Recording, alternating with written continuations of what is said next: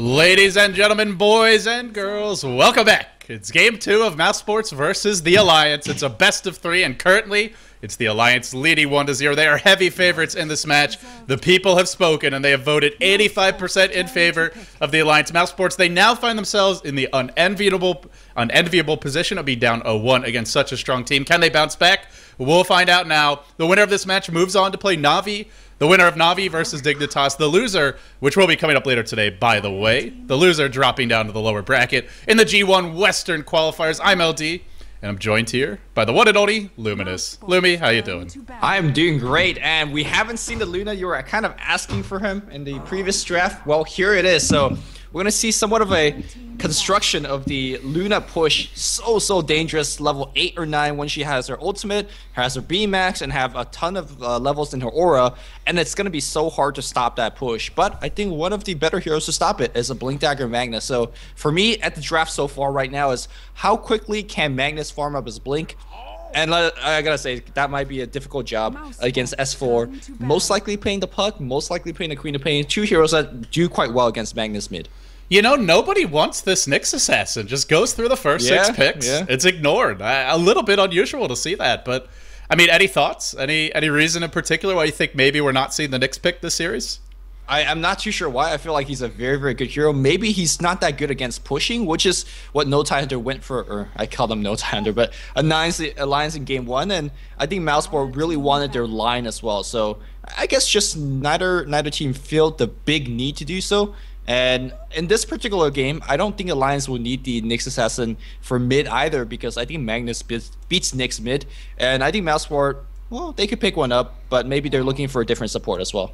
Yeah, we'll have to wait and see. At this point, when you're up against a Lifestealer, not going to be that helpful. And against Magnus Bottle Crow, you're not really going to win the lane, so maybe it would be a support Nyx.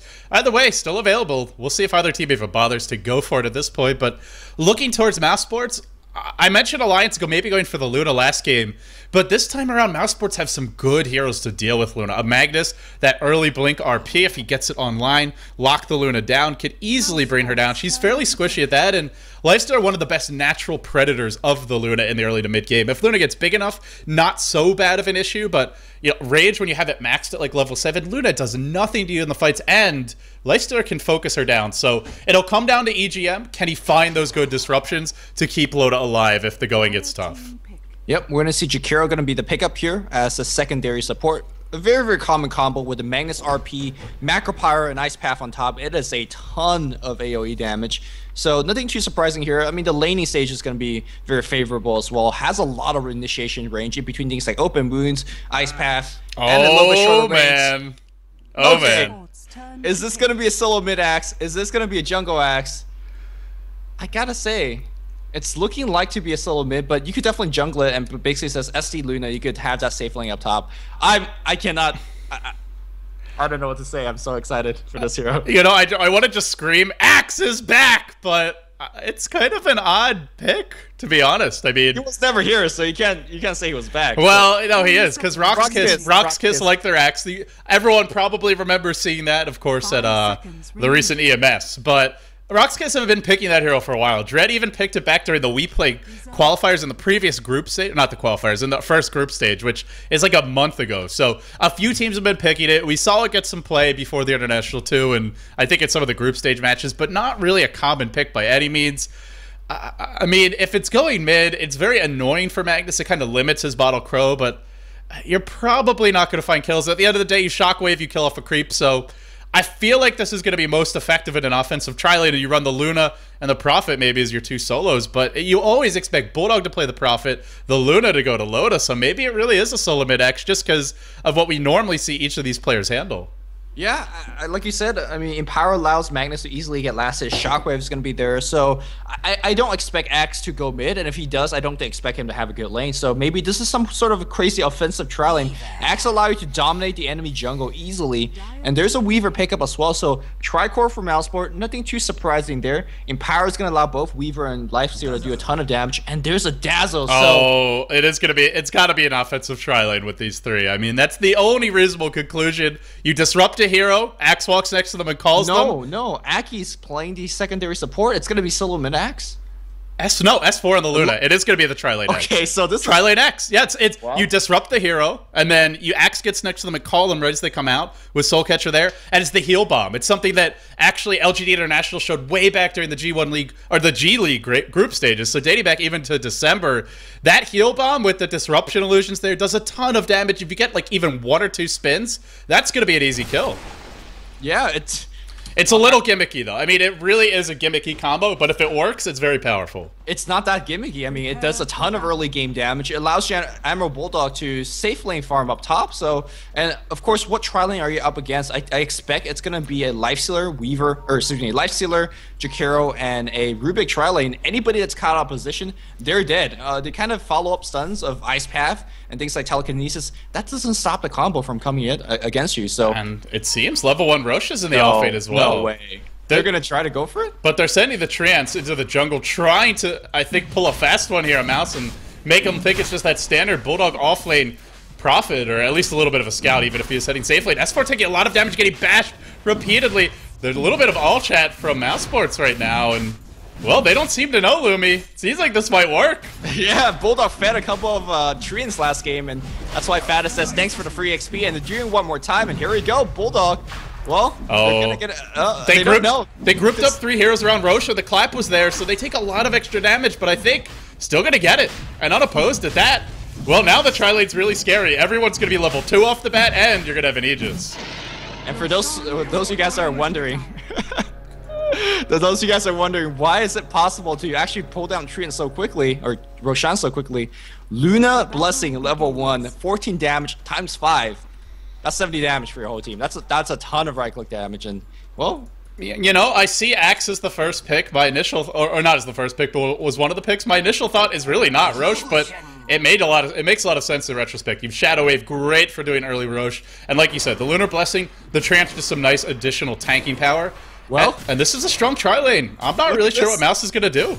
They're just straight up gonna creep skip. I think you abandon tri-lane, you just put Weaver here and farm, and you go offensive tri-lane yourself, because I don't think this tri-lane's gonna work with not having access into pool, not having any EXP. And when I say this tri-lane not gonna work, I meant the Radiant tri-lane. They're gonna go right on the Lifestealer. He better have Rage, because they're all level 2. Look at the huge heal bomb. He has lost a ton of health. He hasn't actually had a point into anything just yet. Just Rage, my friend. Maybe too late. Battle Hunger? No, not just yet. Well, he does have level 2 Battle Hunger. It's there. This is first blood. Black is dead. Maybe should have tried to deny himself to the neutrals. Won't matter. Rage. Down he'll go. Can try and rage, but he's gonna die in the end anyway. The Battle Hunger's still on him. Down he falls.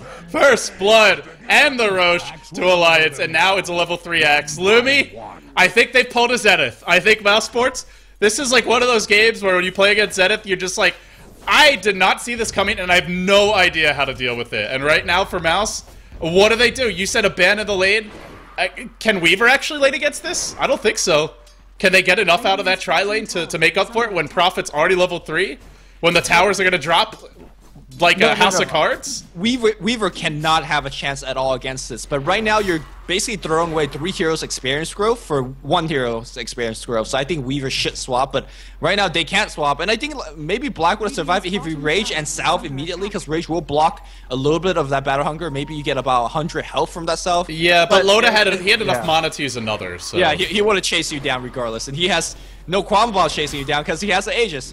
Right now this tri-lane is getting absolutely defecated upon here, but I think it's mostly because they had level 2 before tri-lane on Radiant side had any EXP, so it's looking insanely unfair. And their combo really needed level 2. You want Disruption, Soul Catcher, and then the Heal Bomb on top of it, and you want Battle Hunger as well as Spin, so they had the level 2, and it's a tri-lane that, even more so than some other tri-lanes, really needed it. So I want to talk about the other lanes, but alright, I guess they're going to rotate in the end, so they will do a full swap. It's a massive cost to make this level of a change and to do it this quickly, and they're all walking there as well. But mid lane, we never even introduced the players properly. We have Fata handling the Magnus. It's going to be Black on that level 1, now jungle Lifestealer. Alex on the Jakiro. Towards the top lane, it's going to be Pos, who smoked up to rotate your Koikfa. Going to be handling the Weaver, so they'll look for pretty much a full switch of the tri-lane, and actually just a jungle Lifestealer and an offensive tri-lane.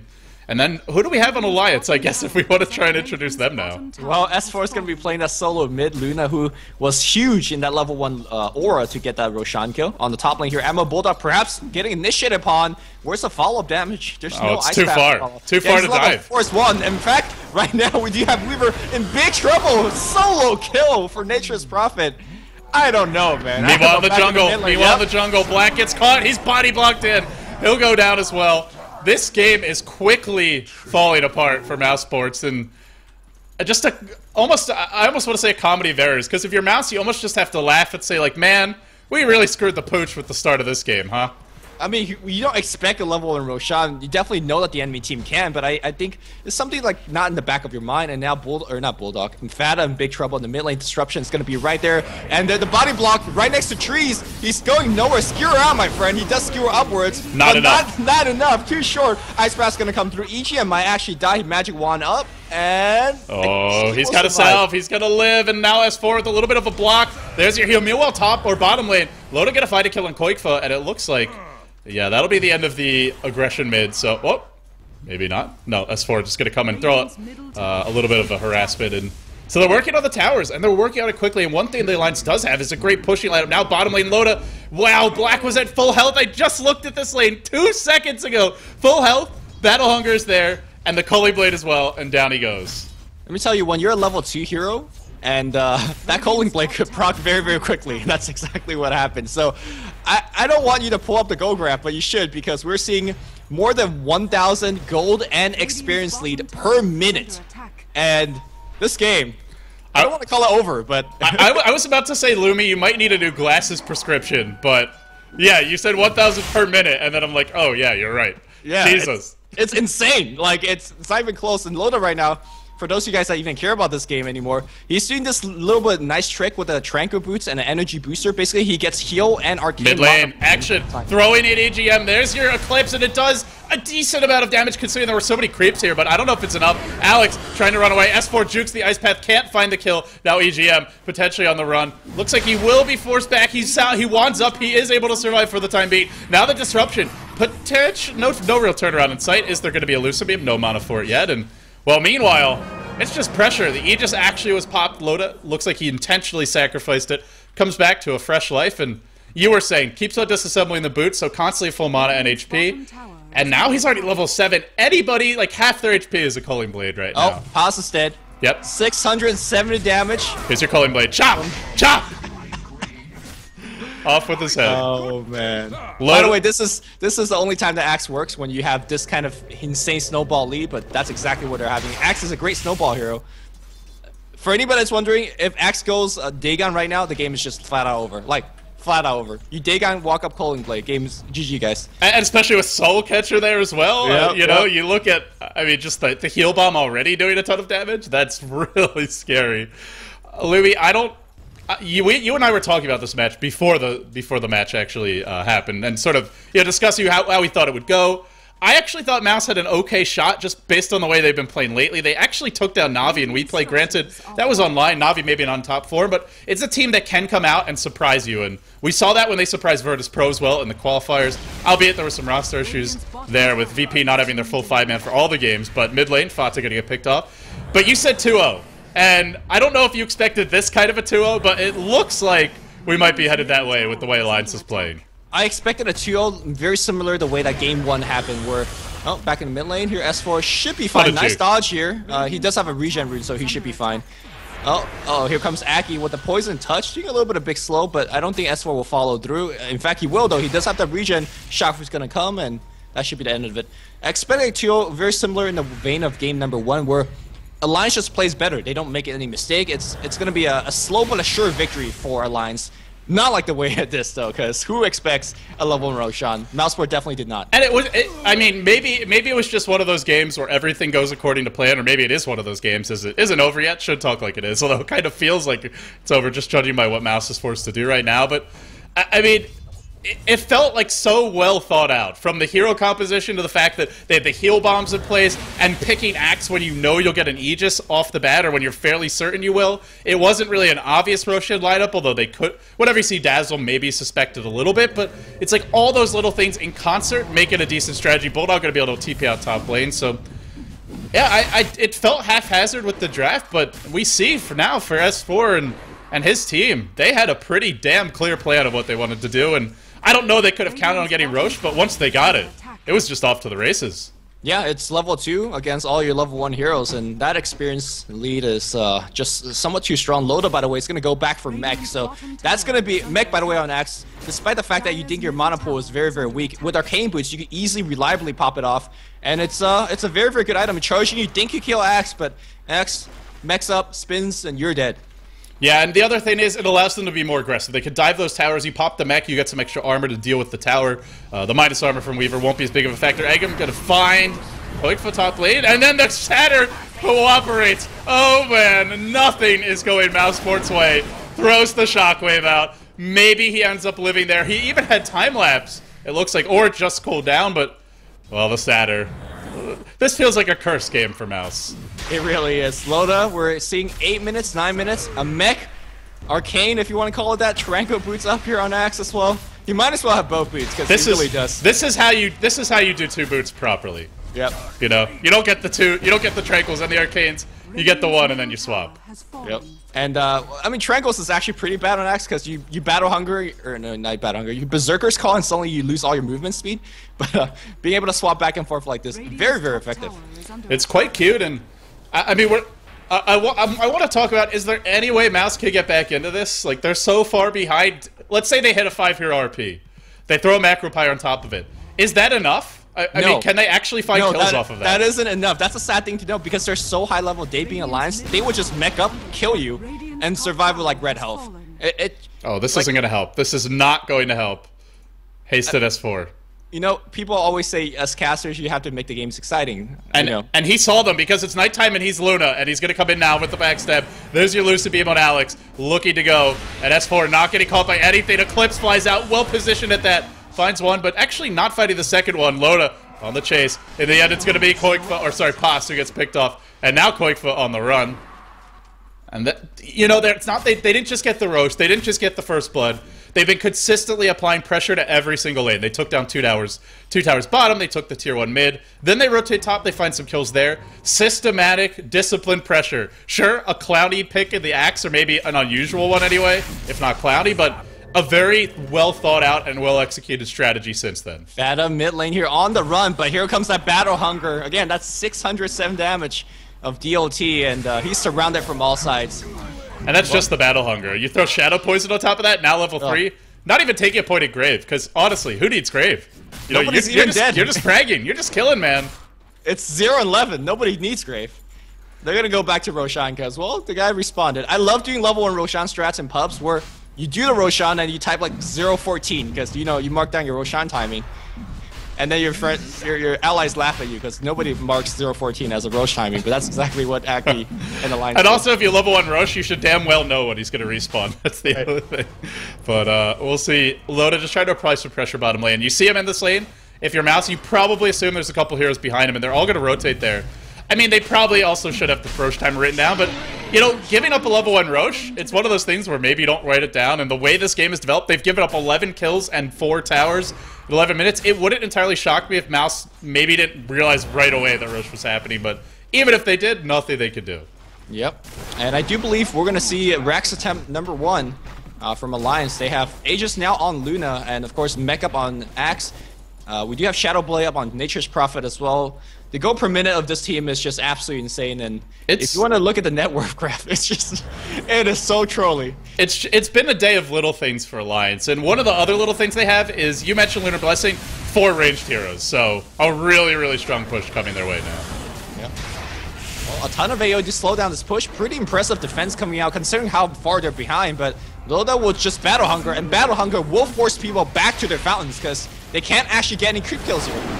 And just constant Battle Hunger spam. Koikfa gonna die now unless he gets time lapse out. He already used it. He's gonna die on his way to the fountain. Meanwhile, S4 just throwing out the Lucid Beam. It's this long range siege team. Loda, he's actually able to hit the tower freely, so, I mean, just chopping away tons of damage. The tower's gonna melt in a matter of seconds. Alliance looking at a later Frax, while for Black, well, he hopes to get a tier 1 mid, but not even gonna be able to accomplish that, it looks like. And Bulldog going in. Here's your Shadowblade Prophet. Sprout is there as well. Fata can skewer his way back to the fountain. No way back into this one, Lumi. The door is being slammed firmly in their face. Yeah, the damage output of this Luna Blessing plus the 4 range here. Well, there's the tower dead. They're gonna smoke back out. Gonna defend tier 1. Teleport behind as well. Oh man, Black. I don't know you make it this one. He does have Infest. Infest into TP. That usually works, but not when they have like 80 levels on you. Yeah, not when S4 does like half your health with a single Lucent Beam and then an auto attack. And they'll find the kill, and then they'll look to push mid. And they take the tier 2 here. I think they just go high ground again. And for Mousesports, once again, I mean, and it's not only can they, like, let's say they get a 5 hero RP. I mean, can they actually find one? That's the other initial question, and I don't think they can even find a 2 or 3 hero RP, because like we talked about, it's a 4 range tier lineup, and there's constantly battle hunger. If Fata goes in, he may just die before he even gets there. May just be the carcass of the Magnetar that arrives. No RP in sight. Yep, and of course there's Weave on top to give everybody plus armor. And they're gonna just walk basically up the ramp easily and into the base, and Battle Hunger is gonna lead the way.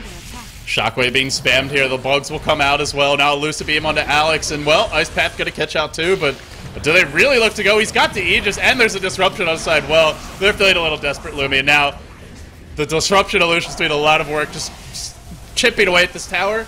We're going to see a couple more Battle Hunger spams go out, and I think Mouse are just going to melt. In fact, right now, Lono was looking to give him the chop. He didn't find the kill, but a skewer. An RP does, in the end, deliver, but nobody even losing health, really. Oh, boy. Oh, boy. This is bad. Buyback comes out from the Magnus, which costs nothing, because we're 14 minutes in the game, and seems like Alliance says, all right, I'm going to, well, when I say Alliance, I just meant Ammo Bulldog. He wants a free heal. He's going to TP back home to get one, and he's going to come right back. It's just a constant procession of Mouse heroes, like towards the tower, take a Battle Hunger Lucent Beam, back to the fountain with you. That's what Alliance says, and back they go. Yeah, and it's actually a ton of damage. Pat 6 and Lucent Beam. Here comes Alex with a dual breath. They're doing a ton of AoE damage, but it's never enough because they have so high level. They have the mech, they have the item advantage, and there's a 4 charge drums that S4 could be popping anytime he wants. Here comes the cavalry on the Mousesports side. Oh no! And, oh, are they gonna get one kill? EGM slow, but he gets graved up, and no, the Weaver gets brought down. Meanwhile, and now, side Loda is going to work, and finally they do it. He can force that back out. He gets shield back up, and the weave for the plus armor. Wow. And meanwhile, S4 popped his Aegis right back to life. It's a team wipe inside the enemy base, and Mousesports, they get knocked down to the losers bracket, and what a spectacular way for Alliance to debut here in the G1 League Western qualifiers.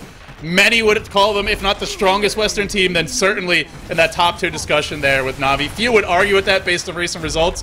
And they flex their muscles here, Lumi. They do it in a big way, and they do it against a very, very solid team in Mousesports. They might have made them look silly in this game, but Mousesports is not a team that many can make look silly, and it's not often that it happens, even against the best. More than anything, I just feel like Alliance barely made any mistakes today. Sure, it seemed like a crazy draft, but it was a mistake-free crazy draft.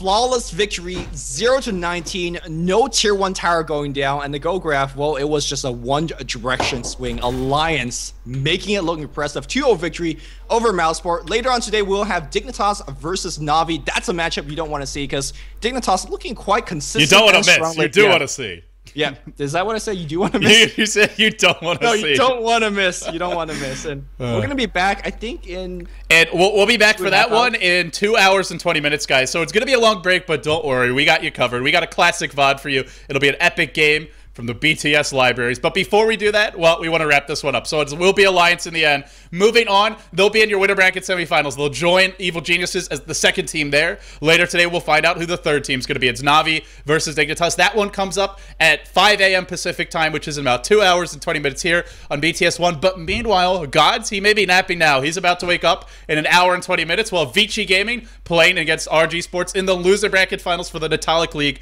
And that stream will be over at twitch.tv/Beyond the Summit 2. Most likely, Winter will be joining him as well, assuming he's back from some errands he was running. So once again, Orange versus Vici Gaming coming up in about an hour and 20 minutes, and then we'll have in 2 hours and 20 minutes Na'Vi versus Dignitas. But for now, it's going to be Alliance taking this series 2-0, crushing their way through Mousesports. It will be Alliance moving on, one of our final 4 teams in the winners bracket for the G1 League Western Qualifiers. I'm LD, he's Lumi. Stay tuned, more action later today.